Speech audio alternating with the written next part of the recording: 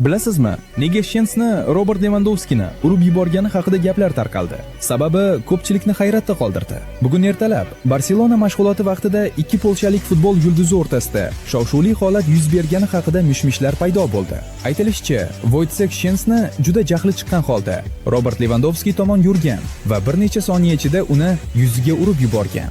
Go'yoki Levandovski yerda qolgan. Futbolchilar va murabbiylar shtabi esa nima bo'layotganini tushunmay hayratda qolgan. Xo'sh, bunga nima sabab bo'lgan? Tarqalgan gap-so'zlarga ko'ra, Levandovski go'yoki Szczęsnyning yaqin insoniga romantik kechki ovqat taklif qilgan va darvozabon buni xiyonat sifatida qabul qilgan. Shundan keyin u ertaga mashg'ulotda bu haqda gaplashamiz degan aytilmoqda. Natijada oddiy tonggi mashg'ulot katta mojaroga aylangani haqida hikoyalar internet bo'ylab tez tarqaldi. Bu voqea kiyinish xonasida keskinlik yaratgani, jamoani ikki tomonga bo'lgani va noaniq muhit paydo qilgani haqida ham yozish